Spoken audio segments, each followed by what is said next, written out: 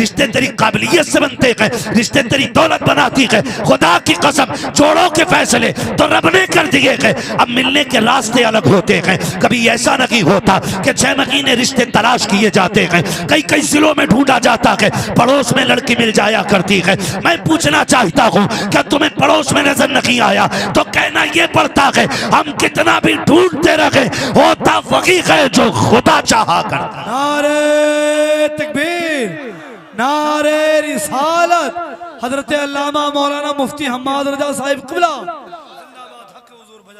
तवज्जो है सारे लोगों को। कई बार कहते हैं अब्बा भट्टे पे काम करने न जा। हम लोगों से क्या जवाब दें, हमारा बाप भट्टे पे काम करता है? हम क्या कहें, हमारा बाप ठेला लगाता है, हमारा बाप रिक्शा चलाता है। मैं कहता हूं जबान को लगाम दे। अगर तेरे बाप ने भट्टे पे ईंटें उठा के पाला है, रिक्शा चला के पाला है, तो उसको गुर्बत का ताना न देना। तो रात के सन्नाटे में उसके सरहाने बैठ और उसके कंधे दबाना शुरू कर। अब्बा तेरा एहसान है, तूने पसीने में भीगे हुए कपड़ों की कमाई खिलाई है, किसी के खून में डूबे हुए लुकमे नहीं खिलाए। एहसान है उसका कि तुम्हें हलाल के लुकमे खिलाने में उसने ईंटें ढोई हैं, उसने मजदूरियां की हैं, उसने लोगों के ताने सहे हैं, उसने लोगों की गालियां खा के तुम्हें हलाल के लुकमे खिलाए हैं। आज तुम्हें उसके रिश्ते पे शर्म आती है? आज तुम्हें वो गरीब बाप बोझ लगता है? आज तुम्हें उसे बाप कहने में शर्म आती है? कलेजा तो तब फटा जब एक बाप ने रोते रोते कहा था मौलाना उस बेटे के लिए क्या हुक्म है जिसने अपने बच्चे की शादी पे बाप को घर से बाहर भेज दिया हो। ये मैं कोई अखबार आपको नहीं सुना रहा हूँ, लोग मुझसे हवाले मांगते, मैं कहता हूँ हर एक का सीना चीर के देखो। खुदा की कसम समाज में गम फैला हुआ है।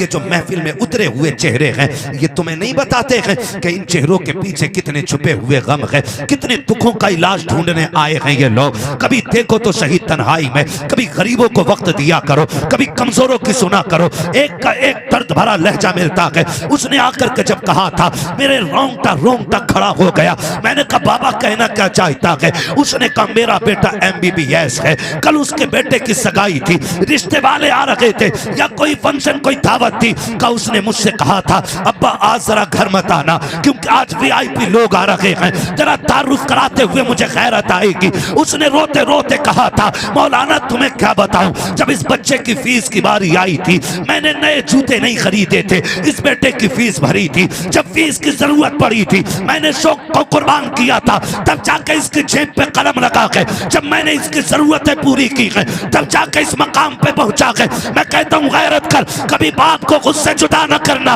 अगर तेरी जेब पे कलम लगा के और बाप फटे कपड़े पहनता है उसे धक्का दे के ना निकाल, बल्कि जब VIP लोग आए तो उनमें सबसे पहली कुर्सी अपने बाप की डाल और सबको ये बता सुनो ये वो बादशाह है जिसकी उंगली पकड़ के रब ने मुझे इस मकाम तक पहुंचाया। नारे तकबीर, नारे रिसालत, मसलके आला हजरत, अजमते वालिदैन, बरकते वालिदैन। जिंदाबाद मुफ्ती साहब, बहुत उम्दा जवाब नहीं माशाल्लाह। क्या कहें? क्यों कहते हो ऐसे? मैं खुदा की कसम खा के कहता हूं, मैं फिर कह रहा हूं और अक्सर कहता हूं, नौजवान कह देते हैं कि अब्बा मुझसे प्यार नहीं करता। गलत सोचते हो। मेरे सामने बच्चे भी बैठे, बूढ़े बैठे, मेरे लाल समझना मेरी बात। हम जो ये फैसला करते हैं ना हमारा बाप प्यार कम करता माँ ज्यादा करती है, इसकी वजह सिर्फ ये होती है कि माँ जल्दी रो देती है और बाप जल्दी रोता नहीं है। ये देख के हम कहते हैं कि मेरी माँ ज्यादा प्यार करती है, लेकिन खुदा की कसम अगर बाप जल्दी रोता नहीं है ना तो जा मेरी बात याद रख, जिस दिन तू रात को 10 बजे तक काम से वापस ना आए, अगर माँ बेकरार रहती है तो बिस्तर पे चैन से बाप भी नहीं लेटा करता है, बाप भी नहीं लेटा करता। हम रातों के मुसाफिर हैं, जाकिर भाई हैं, ये तमाम उलमा हैं जो रातों रात जिनका काम चलने का है। खुदा की कसम एक नहीं सैकड़ों बापों को हमने रोड पे सन्नाटे में रात की तन्हाई में कोहरे में खड़ा देखा है। जब पूछा ना क्या बात है, खुदा की कसम उसने कहा भी बेटा काम पे से नहीं आया है। और देख तो सही तुझसे किसने कह दिया बाप प्यार नहीं करता है। जब पहले की बात है, जब मैं भी पढ़ता था मैंने देखा एक माई एक जगह से चढ़ी और उसके हाथ में एक कपड़े की पुटलिया बंधी थी, उसको सीट नहीं मिली मिली वो बीच में बैठ गई। बस पे हम लोग जा रहे थे, नीचे बैठ गई और जब आया ना शहर उतरने लगी। किसी ने कहा इस उम्र में यहाँ आने की क्या जरूरत थी? जानते उस माँ ने क्या कहा था? कहा सुबह मेरा बेटा बिना टिफिन के काम पे आ गया था,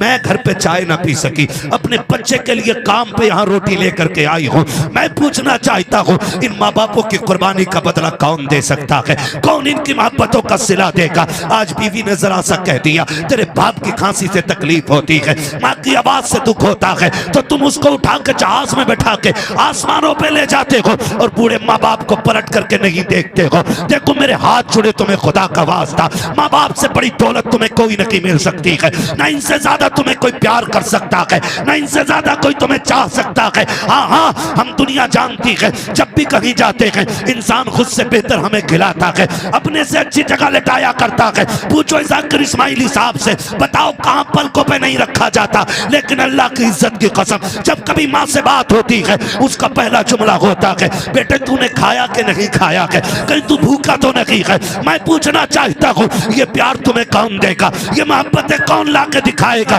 किससे कह देते हो तुम कि तेरे चेहरे से नफरत है? किसका नाम लेके कहते हो कि तुझे देखना नहीं चाहता? और तुम्हें खुदा का वास्ता इन जातों की इज्जत कर लो। दुनिया खा के एहसान मानती है, ये बिन खाए तेरा एहसान माना करते हैं। मौलवी 500 रुपए लेता है, पीर 50,000 लेता है, तब जाके तुझे निजात की दुआ देता है। ये बूढ़े माँ बाप होते हैं जब रात को कमर की हड्डी दर्द करती है या कूले दर्द करते हैं या टांगों में ऐंठन होती है, माँ बाप की आंख खुल जाती है। रात के सन्नाटे में कभी अपनी सेहत नहीं मांगी, कभी लंबी जिंदगी नहीं मांगी, कभी रिस्क की बरकत नहीं मांगी। हाथ उठे तो कहा अल्लाह मेरी खैर है, मेरे बेटे को सलामत रखना है, मेरे लाल को सलामत रखना है। सुनो, पैसे लेकर के दुनिया दुआ देती है, बगैर लालच के जो दुआएं देते हैं उन्हीं जातों को माँ बाप की जात कहा जाता है। नारे तकबीर, नारे रिसालत, मसलके आला हजरत, अजमते वालिदैन। ओ खुदारा इनकी इज्जत करेंगे हम, इनकी कदर करेंगे हम। आज इस दौर में सबसे ज्यादा मजलूम जात माँ बाप की जात है। मुझे कुछ नहीं आता, मैं कुछ भी नहीं हूं, मेरी कोई औकात नहीं, बस इतनी सी हकीकत है। मैंने पहले ही कहा तेरे टुकड़ों पे पले गैर की ठोकर पे न डाल, झड़कियां कहां छोड़ के सदका तेरा। माँ बाप बड़ी दौलत होते, बड़ी दौलत होते। ये प्रदेश काटने वाले लोग अल्लाह इन्हें सलामत रखे, अल्लाह बरकतें दे। और मैं उन बेटों के लिए तन्हाई में भी दुआएं निकलती हैं जो बाप की जिम्मेदारी संभालने के लिए वतन छोड़ देते हैं। बड़ी दुआएं निकलती हैं उनके लिए भी। आसान नहीं होता वतन छोड़ना, मुश्किल होता है। हम लोग परदेसी लोग हैं, हमसे पूछो खुदा की कसम हजार ऐश है, हजार आराम है, किसी चीज की कोई तकलीफ नहीं है। लेकिन जब कभी बेटी या बच्चों का फोन आता है ना तो दिल करता है सब कुछ छोड़े उड़ के घर चले जाएं। हमारा भी जी चाहता है हम अपनों के बीच में रहें, मगर खुदा की कसम सुने, ये जो सब कुछ छोड़ के ना वतन छोड़ जाते हैं, कभी इनके साथ बुरा ना करना, कभी इनके साथ ना इंसाफी ना करना। परदेश कितनी भी अच्छी जगह है ना तो है परदेश, परदेश है। मुझसे किसी ने कहा कि 22 तारीख को जाएंगे और फिर कम से कम 2-3 साल का सफर है। तो मैं सोचने लग गया, या अल्लाह ये जिगर बाप के सिवा और किसका हो सकता है? ये जिगर बाप के सिवा और किसका हो सकता है? क्यों ये वतन छोड़ रहे हैं? क्या इन्हें माँ प्यारी नहीं? क्या इन्हें बाप प्यारा नहीं? क्या इन्हें अपनी फैमिली प्यारी नहीं? ओ यार खुदा की कसम, जिस आंगन में बकरे 4 दिन बंध जाते हैं उन जानवरों को आंगन अच्छा लगने लगता है, तो फिर वो इंसान जिसकी जिंदगी जिस आंगन पे गुजर गई हो फिर वो उस वतन को छोड़े तो कितना मुश्किल होगा, कितना मुश्किल होगा। लेकिन फिर भी ये वतन छोड़ जाते हैं। क्यों? हमारी दुख में कट जाए मगर हमारी औलाद की सुख में कटनी चाहिए, सिर्फ इसलिए कि हमारी औलाद की सुख में कटनी चाहिए, इसलिए जिंदगी काट दी पूरी परदेश में। और फिर भी बच्चे अगर ये कहें अब्बा तुमने हमारे लिए किया क्या है, तो इस बाप को हार्ट अटैक नहीं आएगा तो क्या होगा? बताओ, इस बाप को हार्ट अटैक नहीं होगा तो क्या होगा? लोग कहते हैं कि नहीं 50 साल हो गए तो खून गाढ़ा पड़ गया था। वो भाई इसका खून तो आखिरी सांस तक गाढ़ा नहीं पड़ सकता, इसलिए कि इसने ईंटें उठा के मजदूरी इतनी गाढ़ी की है। नहीं पड़ सकता आखिरी सांस तक खून गाढ़ा, लेकिन फिर भी क्यों ये खून गाढ़ा नहीं पड़ा? जब अपने बच्चे अपने बाप से कहते हैं कि तुम्हें देखें या औलाद को देखें, तब उसे अपनी कुर्बानियां रुला देती हैं। एक सेकंड के लिए पूरे बदन का खून रुक जाता है, फिर जब दूसरे सेकंड में खून तोड़ना चाहता है ना, तो कहीं ना कहीं खून में गांठ बन जाती है, और वो चलते चलते जब दिल की नस को आके ब्लॉक करती है, तो तेरा अकड़ना उस बाप की मौत का सबब बन जाता है। तुम कहते हो बुढ़ापे ने मार दिया, बुढ़ापे ने नहीं, बाप को तो बेटे के तानों ने मार दिया है।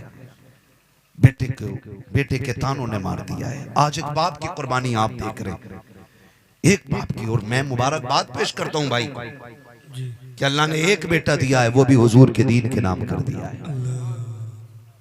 ये भी बड़ी बात। बेटा एक ही है और गालिबन एक बेटी है, ऐसे ही है ना?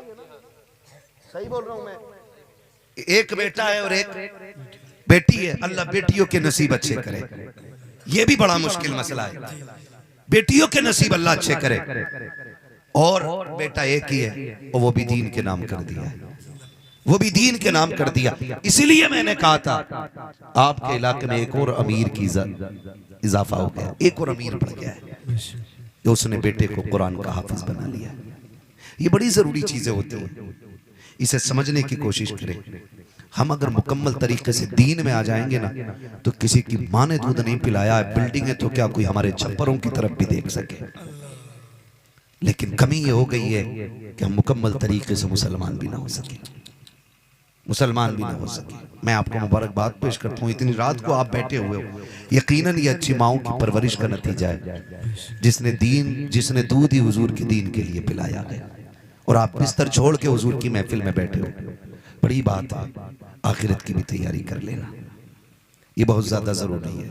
जिंदगानी आमतौर पे 60 और 70 साल है आमतौर पर। कोई जी जाए 120 साल तो वो उसके लिए यूं कहिए बोनस।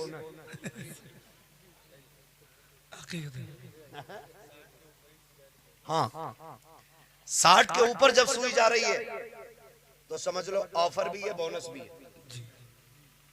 ऑफर है तौबा का और बोनस है सांसों का।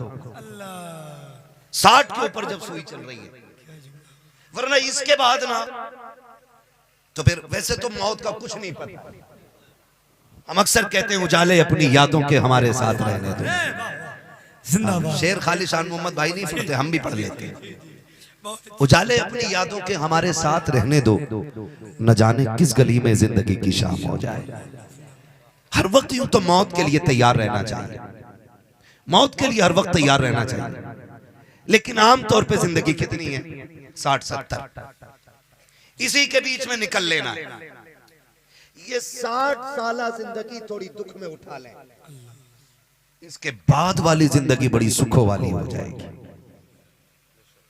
इसके बाद वाली जिंदगी बड़े सुखों वाली होगी, बड़ा पुरसुकून माहौल मिलेगा। ये तो कटी जानी है। लेकिन जैसी लड़का पैदा हो ना, मैंने किसी को कहते भी सुना, खूबसूरत होगा तो डॉक्टर बनाऊंगी, काला होगा तो मौलाना बनाऊंगी, सेहतमंद होगा इंजीनियर बनेगा, लूला लंगड़ा होगा तो इमाम साहब बनेगा। ये चीज है ना, ये सोचें। मगर सुन, तू भी सही कहती है, जिसे कोई तालीम सीने से नहीं लगाती उसे मुस्तफा की तालीम सीने से,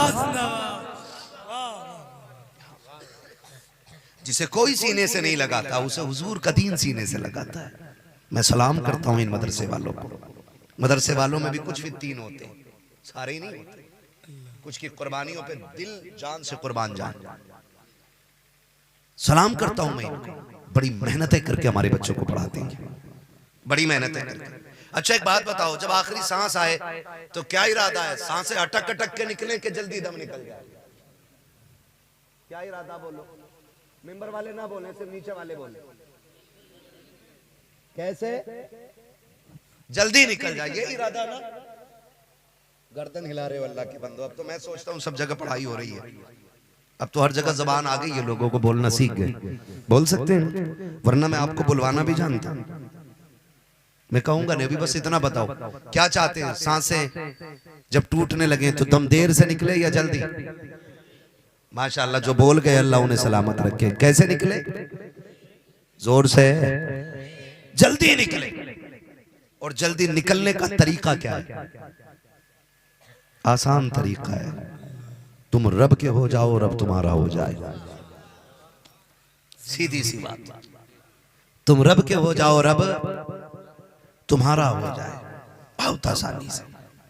और बड़ी मुश्किल बात है, दम उनका पर पारसा हो, मुत्तकी हो, परहेजगार हो, हाजी हो, नमाजी हो, गाजी हो, कोई भी हो, उनका दम आसानी से नहीं निकलता जो माँ बाप के नाफरमान होते हैं। ये नोट कर लो, उनका दम आसानी से नहीं निकलता जो माँ बाप के नाफरमान होते हैं। कहते नहीं जी मैं कतई नाफरमानी नहीं करता। कहां रह रहे हो? कुछ नहीं, फैमिली के साथ मुंबई में हूं। गांव में कौन है? अम्मा रहती है। कौन रहता गांव में? अम्मा और अब्बा कह लो भाई, पता नहीं शादी के बाद भी अब्बा को अब्बा कहो कि ना कहो। हाँ कुआरे हो तो कह लो। सही कह रहा हूँ हजरत। शादी हो जाना तो कह रहे हम, कोई आके पूछा ना तुम्हारे अब्बा कहाँ के? हाजी जी।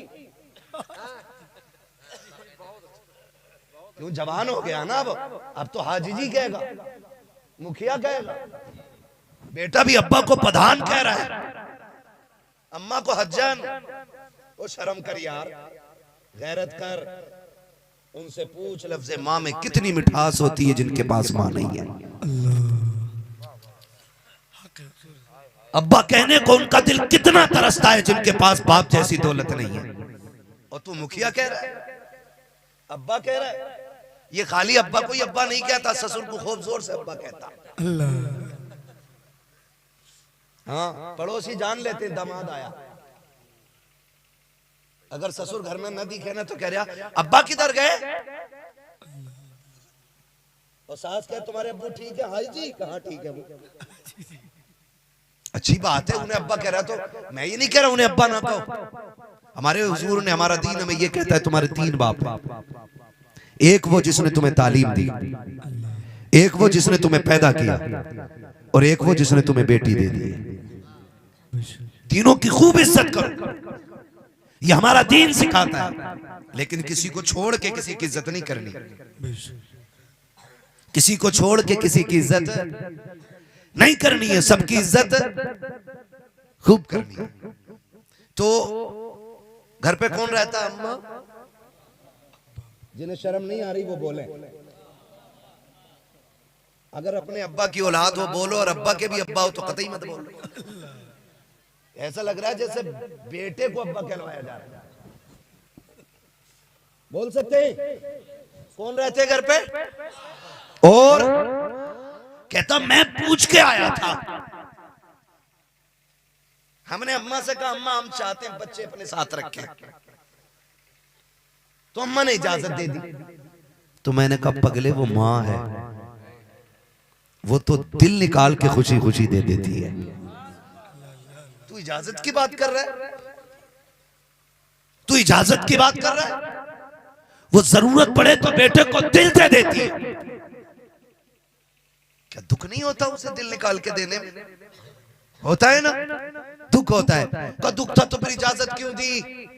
मैंने कहा सुन, जब तू बचपन में पेशाब कर देता था ना बिस्तर पे, तो तकलीफ तो होती थी ना गीली जगह पे लेटने पे, लेकिन फिर भी तुझे सूखे में लेटाया, वो तेरे भिगाए हुए बिस्तर में लेटी रखी। पूछना वो क्यों लेटी रहती थी? ताकि मेरे बेटे को तकलीफ ना हो। जब तूने ये कहा परदेश जाना चाहता हूँ, अम्मा इजाजत चाहिए, माँ ने तुझे इजाजत दे दी, तो तुझे क्या लगता है उसे दुख नहीं हुआ? और तुम्हें खुदा का वास्ता, जब ये जवान थे तो तन्हाई में गुनगुना के वक्त काट लेते थे, काम में वक्त कट जाया करता था। आज बुढ़ापा आ गया, गया है, कुछ खा भी नहीं पाते हैं, लहजे भी साफ साथ नहीं देते हैं, सांसें भी रुक रुक के चलती हैं। आज इन्हें तन्हाई नहीं, आज इन्हें तेरे साथ की जरूरत है। तू आके परदेश में कहता है कि मैं पैसे कमाने आया हूँ। दौलत कमाना आसान होता है लेकिन मुश्किल होता है अपने माँ बाप का साथ देना। इनके साथ वक्त गुजारा करो। तुम नहीं जानते हो प्यारे, जब बच्चे दूर चले जाते हैं, माँ बाप तन्हा घर के अंदर होते हैं और उन्हें तेरी याद आती है, वो चाहते हैं तुझे बेटा कह के आवाज दें, तो माँ कभी दीवार से बातें करती है,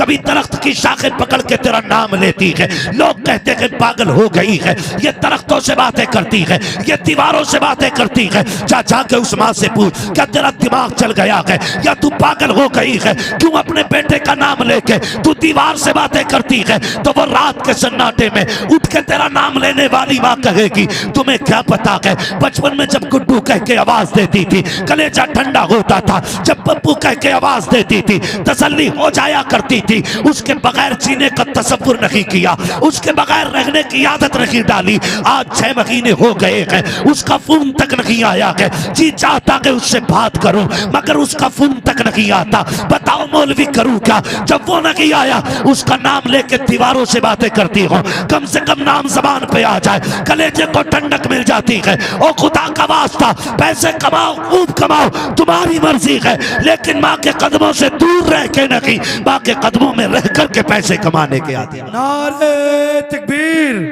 नारे रिसालत, मसलके आला हजरत, अजमते वालिदैन, बरकते वालिदैन, कदमे वालिदैन, हजरत अल्लामा मौलाना मुफ्ती हम्माद रजा साहिब कुबला।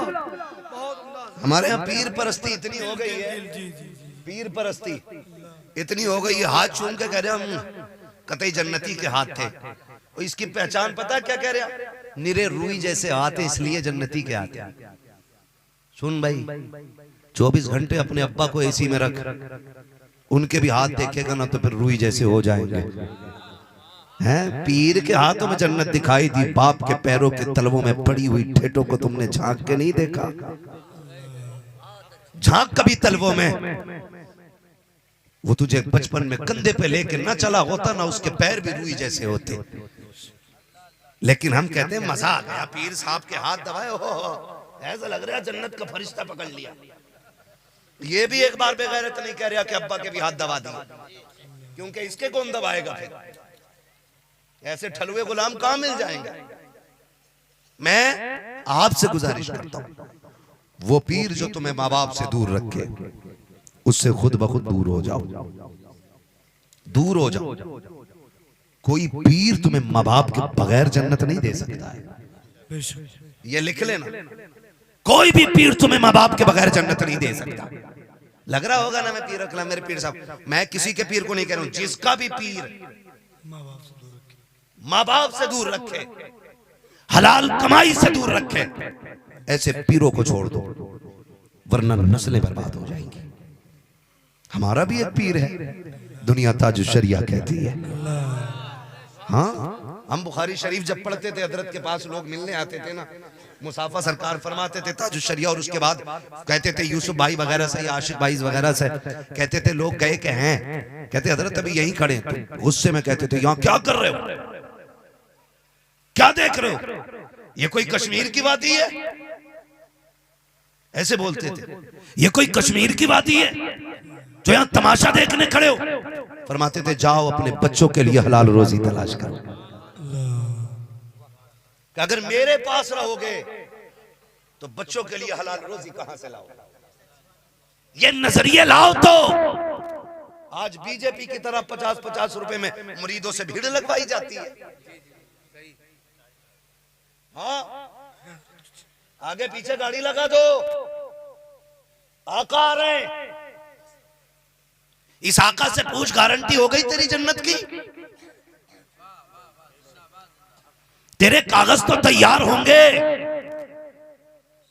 जानते हो जब हजरत राबिया बसरिया के पास निकाह का पैगाम हजरत हसन बसरी ने भेजा, आपने मालूम है क्या कहा था? कहने लगी, कहा कि मैं निकाह करना चाहता हूं। तो आपने फरमाया इतनी फुर्सत है आपको, आप निकाह करेंगे? नीचे लिखा था, सुने ना निकाह की दावत हम कबूल कर लेंगे, बस जरा चंद सवालों के जवाब दे दें। कौन कह रहा? राबिया बसरिया। कह किससे रही है? हसन बसरी से। हसन बसरी से कह रही है, हसन बसरी निकाह की फिक्र में लग गए हो, बताओ क्या गारंटी मिल गई है कि ईमान पे खात्मा होगा? कोई कागज मिल गया है कि मौत ईमान पे आनी है? का अगर ईमान पे मौत आनी है तो फिर ये बताओ कि ये कोई गारंटी है कि कब्र के सवाल आसानी से पूरे हो जाएंगे? सोचे जरा, हम अपने आप को देखें, ये जुब्बे ये कुब्बे बने फिरे पीरे मुगाम, बांटते फिर रहे हम जन्नत।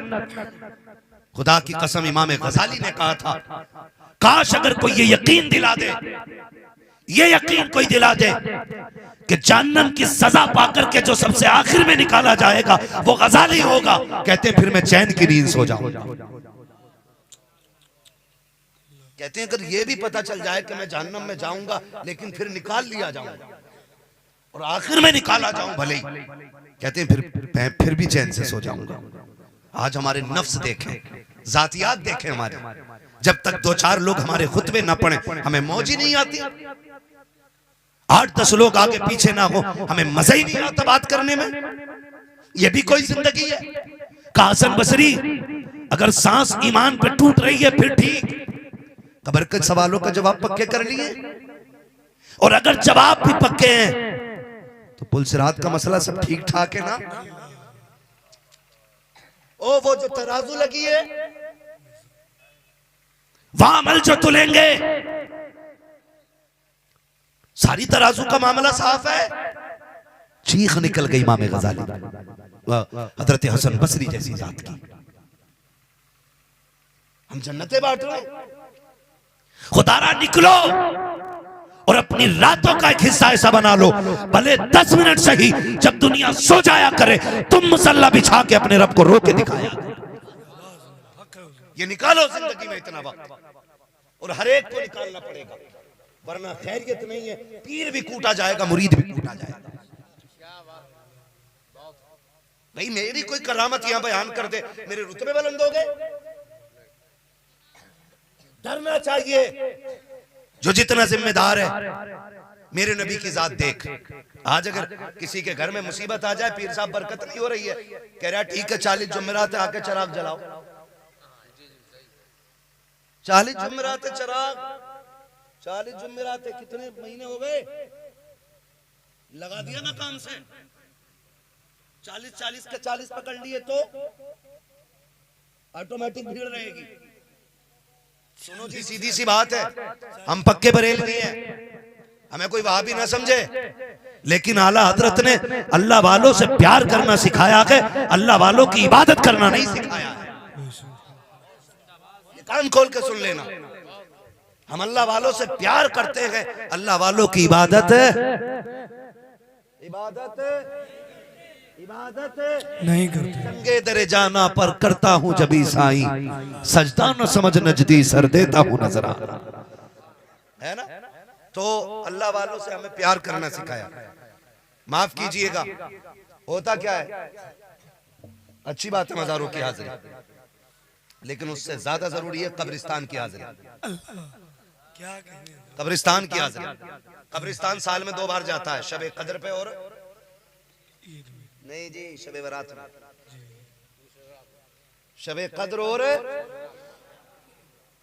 शबे बरात। टंकी फुल तेल से, चाबी लगाई, सर पे टोपी नहीं, हाथ में तस्बीह नहीं, चाबी लगाई, बटन खोले, हुर किधर जा रहा? तुम्हें पता मौलाना आज रथ जगह है। रथ जगह का मतलब देखो, किधर जा रहा? वहां जा रहे हो उस वाले मजार पे। क्या करेगा? जागना है रात भर। सुन, मजारों का तकद्दुस अपनी जगह है, लेकिन माँ बाप की कब्र की अजमत अपनी जगह होती है, अपनी जगह होती है। खूब चक्कर लगा रहा, हुर हुर हुर, कह रहा मौलाना पूरे 3 बजे सोया जाकर, फजर में उठा क्या पता ही ना चला। क्योंकि रात भर जागा था ना, इसलिए फजर गायब, क्योंकि रात भर जागा था। हमारी कौम बहुत माशाल्लाह इतनी सीधी कौम है, शब कदर आ गई ना तो सारी कब्रों की घास खो देंगे और कुछ चूना फेर देते, जनरेटर लगाएंगे, पूरी लाइट लगाएंगे और लाइट लगा के अब्बा की कब्र के बिल्कुल बीच सीने पे अगरबत्ती ठोकेगा। वो भाई इन उलमा से पूछो, आग को कब्र से और कब्र को आग से दूर रखना चाहिए, बीच सीने पे मुट्ठी भर के पूरी लगाई है और दूर से फोटो खींच रहे कब्र का।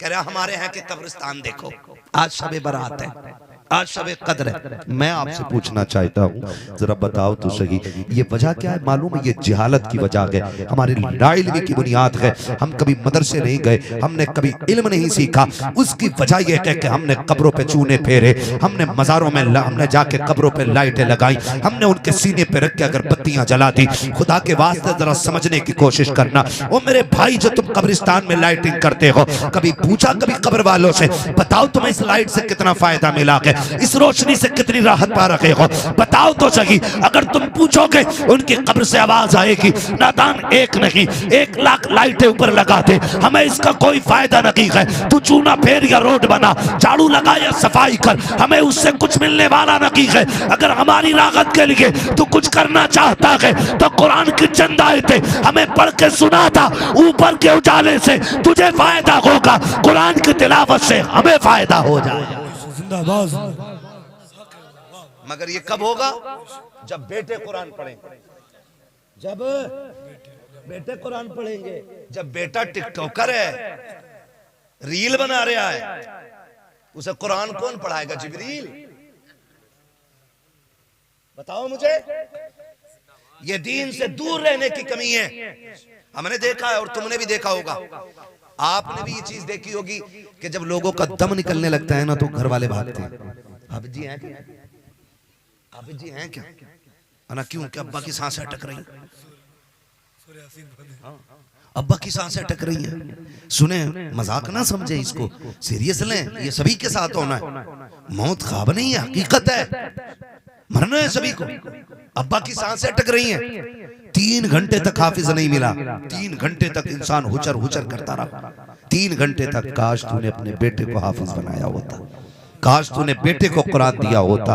खुदा की कसम खा के कहता हूँ, अगर तू बिस्तर पे गिरता और वो बिस्तर तेरा बिस्तर मर्ज है तो अल्लाह तुझे इस तिलावत के सदक़े में शिफा दे देता, और अगर वो बिस्तर तेरा बिस्तर मर्ग है तो फिर अल्लाह इस तिलावत के सदक़े में तेरी रूह आसानी से निकाल देता। लेकिन ये कब होगा? जब आपके बेटों को कुरान आता होगा, जब आपके बेटे को दीन से शगफ होगा, जब आपने अपने बच्चों को मदरसे भेजा होगा। ये सबसे बड़ा काम है, खुदा की कसम, दुनिया की दौलत इकट्ठा करना कमाल नहीं है, अपने बच्चों के सीने में कुरान की दौलत डाल देना ये सबसे बड़ा कमाल, ये सबसे बड़ा कमाल होता है। तो पढ़ाएंगे इंशाअल्लाह अपने बच्चों को, इंशाअल्लाह पढ़ाएंगे इंशाअल्लाह। हमारे मारेरा शरीफ का एक पैगाम है, आधी रोटी खाएंगे बच्चों को, आधी रोटी खाएंगे बच्चों को पढ़ाएंगे, तालीम पे सबसे ज्यादा गौर करें, पढ़ाएं। और कुरान, आज क्या वजह है? एक घर के अंदर 9 मेंबर हैं, कुरान 2 ही हैं। हाँ, कुरान 2 ही हैं। एक अम्मा के जहेज में मिला था, एक दादी के जहेज में। हर साल नए मॉडल का मोबाइल आ सकता है घर में, लेकिन जिंदगी में कभी कुरान के हदिये की फुर्सत नहीं मिली। ये सच कह रहा हूं मैं। 9 मोबाइल, 5 लोग हैं तो 9 मोबाइलों को फुर्सत नहीं, 9 बंदे हैं, 2 कुरान है, सालों साल बीत गए, कुरान खोला ही नहीं गया है। फिर पूछते हो बरकत नहीं हो रही है? पीर साहब बरकत नहीं हो रही है? और पीर साहब भी नहीं पूछता कुरान पढ़ा जा रहा है कि नहीं घर में, नमाज के मुसल्ले बिछ रहे कि नहीं घर में, वो भी नहीं पूछ रहा है। वो भी सीधा कह रहा है, ठीक है बता तावीज कौन सा वाला देना है, 786 वाला देना है या 1100 वाला देना है? और पक्का बरेलवी है तो कह रहे हैं फिर आला हजरत की निस्बत से दे दूं क्या? निस्बतें निकाल निकाल के तावीज बेच रहा। बेच भाई, तेरी मर्जी है वो। हाँ, उस पे उजरत लेना जायज है, तावीज पे नाजायज नहीं है। मगर मेरा कहने का मतलब यह है, खाली तावीज में ना उलझा कौम को। अगर ये तेरे पास आए हैं और ये सोच के आए कि इसके पास इलाज मिलेगा, तो फिर अपने बच्चे को कहे, सामने वाले से कहे, सुन तावीज मैं दे रहा हूं, कुरान पढ़ना तेरा काम है। ये सिखाओ। फिर जब कुरान पढ़ते ना लोग, फिर अल्लाह बरकतें अता फरमा देता है। और अगर कुरान ना पढ़ा गया ना, तो पूरा तावीज नहीं, पीर लटका लो गले में रस्सी डाल के, पीर लटका लो पूरा, कुछ नहीं मिलने वाला भाई साहब। क्या कहने, इसलिए कि पीर भी तभी देता है जब खुदा मेहरबान होता है, जब खुदा मेहरबान होता है। लेकिन हमारी तो एक सीधी सी बात है, हम तो एक बात जानते हैं, एक सीधी सी बात हम ये जानते हैं कि ये काम ना होगा ना, तो जाकिर साहब से 25,000 उधार ले लेंगे, उन पे नहीं मिलेंगे तो फला मौलाना से ले लेंगे, शान मोहम्मद से ले लेंगे, वहां शकील से ले लेंगे, फला से ले लेंगे। ये हमारी प्लानिंग दिमाग में चलती रहती है। लेकिन रब ने कुरान में कितनी बड़ी दौलत दी है। फरमाया गया जिसमें घर में बरकत ना हो, वो सूरे वाक़या पढ़ना शुरू कर दे, अल्लाह उसके घर में बरकतें नाज़िल फरमा देगा। सूरे वाक़या पढ़ना शुरू कर दो, अल्लाह बरकतें अता फरमा देगा। लेकिन नहीं पढ़ते ना, क्योंकि आती ही नहीं। नौजवानों, एक बात बताऊं, बड़ा अफसोस होगा एक दिन जब उम्र गुजरने लगेगी और ख्याल आएगा एक ही कुरान था और वो भी ना पढ़ सके, बहुत रोओगे। कल रोने से बेहतर है आज फिक्र कर लो और कुरान के आदी बन जाओ, कुरान के आदी बन जाओ। पढ़ना नहीं आता तो देख तो सकते हैं ना, अल्लाह ने आंखें दी है ना, देख सकते हैं ना। सुबह काम पे बाद में निकला करो, कुरान पहले देख लिया करो, कुरान देख लिया करो।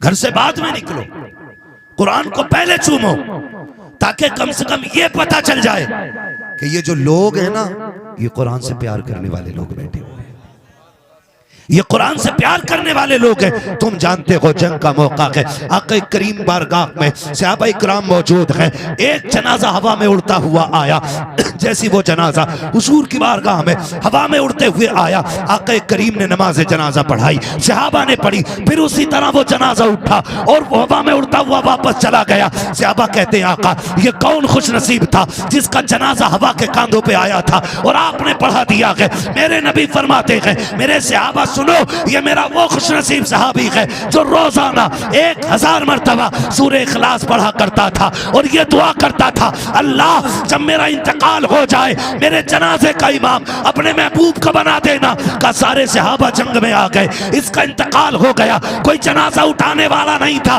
तो फरिश्ते इसका जनाजा लेकर के मेरी बारगाह में आए थे। का सहाबा जो कुरान से प्यार करता है, कुरान उनसे प्यार किया। नारे तकबीर, नारे रिसालत, मसलके आला हजरत, अजमते कुरान, बरकते कुरान। ओ भाई, सारे ही तो जुनैद बगदादी नहीं है ना, या पीर अल मदद पीर, सारे ही जुनैद नहीं है। उन्होंने कहा था या जुनैद कहता चला जा, लेकिन सबने यही बना लिया। बरकत नहीं है तो ठीक है, आते जाते रहा करो, मिलते रहा करो।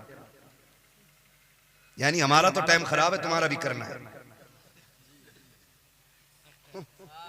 हमारे लोग बड़े सीधे, वक्त दें तो जानते हो, खाली मैं क्या कहूं, एक हंगामा महशर हो तो भूलूं उसको, सैकड़ों बातों का रह रह के ख्याल आता है।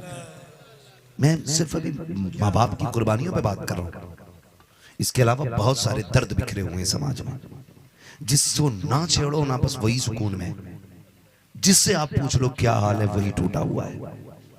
इस दर्द का समाधान क्या है, इन दुखों का इलाज क्या है, तो बस इतना समझो, अपने दुख जमाने से न बताया करो, अपने दुख अपने खुदा से बताया करो, अपनी शिकायत अपने रब से रखा करो। खुदा की कसम ये दुख आधे भी नहीं बचेंगे, आधे भी नहीं बचेंगे। आप मुझसे कहें, इनसे कहें, उनसे कहें, हम आपके गमों का मजाक उड़ाएंगे, लेकिन तेरे गमों की जो सबसे बेहतर कीमत तेरे रब की चौखट से मिलेगी, वो कहीं से नहीं मिल सकती है, कहीं से नहीं मिल सकती। मैं वो इलाज बता ही नहीं सकता जिसमें मेरा घाटा होगा, मैं वही इलाज बताऊंगा जिसमें मेरा भी फायदा होगा। मेरे हुजूर की चौखट है।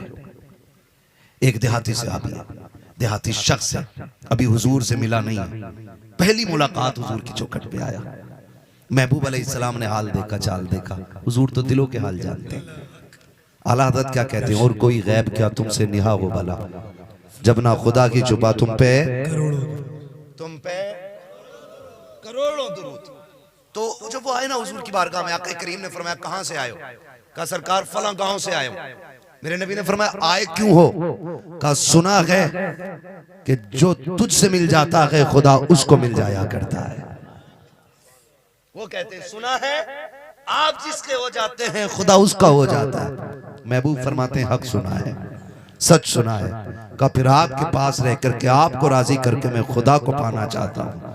हुजूर के अगले जुमले सुने, फरमाया घर पे कोई है? उन्होंने कहा जी। किसे छोड़ा घर पे? कहा बूढ़े माँ बाप। इजाजत दे दी उन्होंने? कहा हुजूर मैं आ रहा था तो वो रो रहे थे, तो मेरे महबूब ने फरमाया जा, मुझे राजी करने आया है, घर वापस चला जा। जिन्हें रोता हुआ छोड़ा गया उनके लबों पे मुस्कुराहट दे दे। अगर माँ बाप राजी हो गए तो समझ ले मैं राजी हो जाऊंगा, और जिससे मैं राजी हो जाऊंगा उससे मेरा खुदा राजी हो जाएगा। हुजूर कहां भेज रहे हैं और हजूर कहां भेज रहे हैं? हुजूर ने कहां भेजा और हजूर ने कहां भेजा? न जाना हजरत जाहिद के तस्बीह हो मुसल्ला पर बड़े पहुंचे हुए हजरत हैं, इनको हम समझते हैं। भाई तो रिश्ते निभाने की कोशिश करें। एक बाप अपने बच्चे को बनाने संवारने में पूरी जिंदगी लगा देता है, पूरी जिंदगी लगा देता है। आपने देखा नहीं है दरख्त लगाया कभी घर में?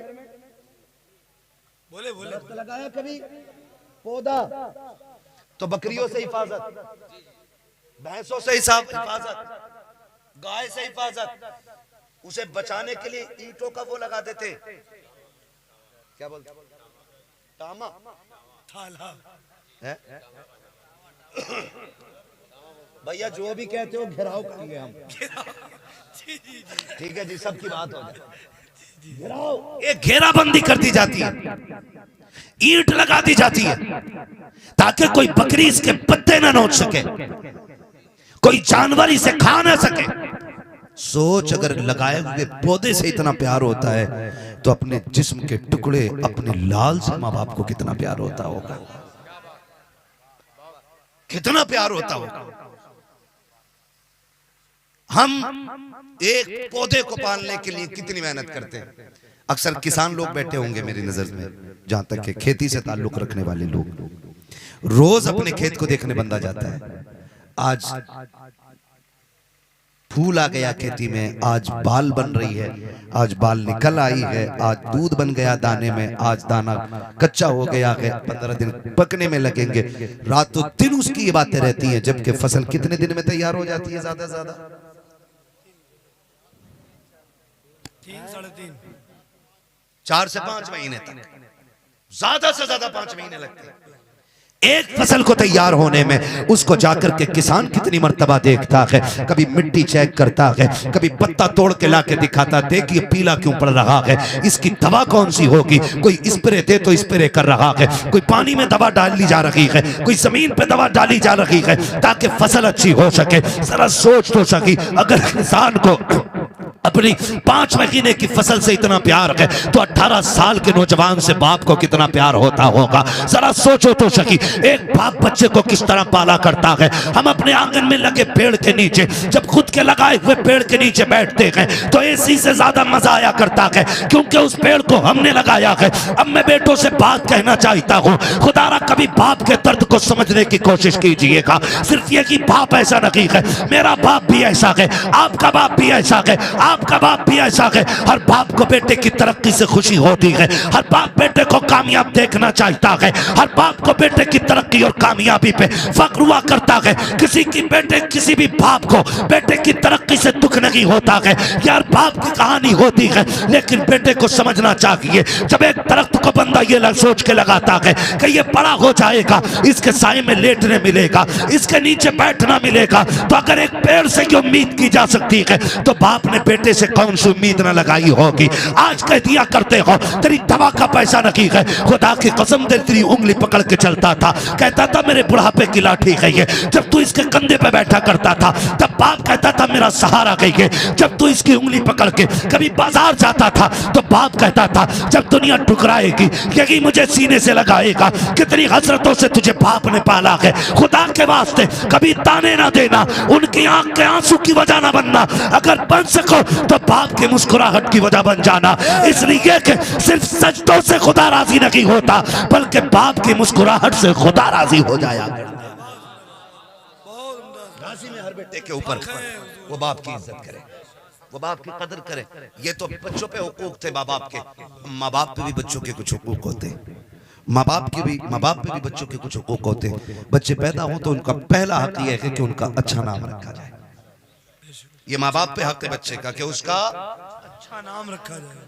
जोर से कैसा अच्छा नाम रखा जाए। कह रहा ना बच्चे का नाम बता दो मौलाना, हमने कहा मोहम्मद रख दे, उसने कहा कोई और बताओ। जब यहां बात आती है ना कोई और बताओ तो फिर समझ जाते हैं दीनदारी से इसका कोई लेना देना नहीं है। वरना जानते हो जिसने हुजूर फरमाते हैं जिसने मेरी मोहब्बत में अपने बेटे का नाम रखा वो कयामत में बाप बेटे दोनों जन्नत में जाने हैं, दोनों जन्नत में जाने। वो कह रहा अच्छा नाम बताओ, कैसे है? शाहरुख खान रख दो। वो लठियां चलेंगी लल्ला, ऊपर तीजा हो रहा होगा, अंदर लठियां चल रही होंगी, पता कुछ नहीं है। कब्र का बंद मुंह है, आसान कर लो उसे, जन्नत की क्यारी बना लो। तो बच्चों का पहला क्या है कि बच्चों का नाम अच्छा रखा जाए, नबियों के नाम पे, सहाबा के नाम पे, अहले बैत के नाम पे, बुजुर्गों के नाम पे, मुबारक जातों के नाम पे बच्चों के नाम पे। फिर अल्लाह उन नामों का असर जात में पैदा फरमा देता है। दूसरी बात, दूसरा हक बच्चे का यह है कि जब बच्चा होशियार होने लगे तो उसकी तरबियत और उसकी तालीम दीनी माहौल में होनी चाहिए। ये माँ बाप पे बच्चों का हक होता है, माँ बाप पे। और वो मेरे भाई हकीमुद्दीन भाई माशाल्लाह, अल्लाह ने एक बेटा दिया, और एक बेटा था तो ये भी सोच सकते थे ना इंजीनियर बना लें, डॉक्टर बना लें, मास्टर बना लें, लेकिन खुदा की रहमत मेहरबान रही, फैसला किया कि डॉक्टर इंजीनियर बाद में बनाएंगे, कुरान का कारी पहले बनाएंगे। पूरी जिंदगी पड़ी है, बन जाए जाके एमबीबीएस, अब बना लो आईएएस आईपीएस, जिंदगी पड़ी है। लेकिन सबसे बड़ी दौलत तो हाथ में आ गई ना, सबसे बड़ी दौलत। कितना भी अमीर बेटा बाप को क्या दे सकता है? लंदन फ्रांस का टिकट है ना, शिमला ले जाएगा गर्मी में घूमने के लिए। लेकिन हाफिज कुरान वो है जो शिमला का टिकट नहीं, माँ बाप को जन्नत का टिकट देता है, जन्नत का टिकट देता है। और ये यहाँ नहीं, मैदान क़यामत में आप देखेंगे अल्लाह हाफिज कुरान के बाप के सर पे जब ताज रखेगा, लोग ऐसे हैरत में देख के कहेंगे ये कोई नबी है, वली है? का ना नबी है ना वली है, का फिर इतना नूरानी चेहरा और इतना खूबसूरत ताज। कहेंगे ये नबी तो नहीं है, लेकिन आखिरी जो नबी हैं उनकी उम्मत के एक हाफिज कुरान का बाप है। अल्लाह जिंदाबाद, जिंदाबाद। इसने बेटे को कुरान पढ़ाया था, अल्लाह ने उस कुरान के बदले में इसके सर पर ताज अता किया। तो ये सबसे बड़ी इज्जत होती है। अल्लाह हम सबको इस इज्जत का हकदार बनाए, अल्लाह हमारे बच्चों को कुरान का कारी बनाए। फरमाया गया या अय्युहल्लज़ीना आमनु दुखुलू फिस्सिल्मि काफ़ा, ईमान वालों पूरे पूरे इस्लाम में दाखिल हो जाओ, पूरे पूरे इस्लाम में दाखिल हो जाओ। हकीमुद्दीन भाई अल्लाह इनकी जिंदगी में बरकतें अता फरमाए, और ये जहां भी रहे अल्लाह इन्हें सलामत रखे, इनका साया औलाद के सर पे तादेर कायम दायम रखे, और अल्लाह लंबी जिंदगी औलाद के साथ मोहब्बत के साथ गुजारने की तौफीक अता फरमाए। उम्मीद है इंशाअल्लाह उल अज़ीज़ आज के बाद हम अपने माँ बाप का एहतराम करेंगे इंशाअल्लाह। बच्चे भी हाथ उठा सकते हैं, मैंने बच्चों को भी समझाया ना, जिनकी समझ में आई है वादा करें इंशाअल्लाह इज्जत करेंगे, माँ बाप की कदर करेंगे इंशाअल्लाह। खुद ना खाएं, माँ बाप को खिलाएं, फिर देखना उनको खिलाए हुए लुक़्मे तुम्हें कितनी ताकत अता करेंगे। तो करेंगे इंशाअल्लाह ये। अल्लाह हमें माँ बाप का फरमाबरदार बनाए। खुदा करे जिनके माँ बाप हयात हैं उनकी उम्रों में बरकतें हों, और जो दुनिया से चले गए अल्लाह उन्हें बेहिसाब जन्नत अता फरमा दे। मैं मुबारकबाद पेश करता हूँ हाफिज कुरान और इनके घर वालों को और इनकी माँ को, इनके परिवार को कि अल्लाह ने आपको बड़ी इज्जतें अजमतें अता कर दी हैं कि आपके घर में कुरान का कारी पैदा हो गया, कुरान का कारी पैदा हो गया। अल्लाह इनको भी सलामत रखे और घर वालों को भी सलामत रखे। बस जो हुए गलत उनको माफ़ फरमाए रब कायनात। जिंदगी ने दिया साथ, फिर होगी मुलाकात, चमन रहा फूल खिलेंगे। ऑपरेटर साहब तो सो रहे हैं इनकी ख्वाहिश हुजूर के वो शजरा बयान हो जाता है। भाई, शजरे की फरमाइश ये हजरात लोग कर रहे हैं, है ना। तो 2 मिनट जाकिर भाई थोड़ा सा इसको आवाज दे दें, थोड़ा सा। ये तो सीटी इतनी दे रहा है कि आवाज ही नहीं खुलने दे रहा है। ठीक है जी, मैं आपसे गुजारिश करूंगा कि मैं शजरा पढ़ूं, जब मेरा हाथ का इशारा हो तो सुभान अल्लाह बोलना है। ऐसे तो मैं तीजे की फाता में भी नहीं जाता। बोलो यार, मैं चल के जरा सुभान अल्लाह। सुभान अल्लाह। लगना चाहिए जाग रहे हैं अभी। चचा पैर नीचे कर ले कुर्सी से, मेहरबानी कर। ये हुजूर की महफिल है, माशाल्लाह, ठीक है ना। बोले जरा सुभान अल्लाह। सुभान अल्लाह। और चल के माशाल्लाह। ये बच्चे देखो, वो एक बच्चा था बड़ा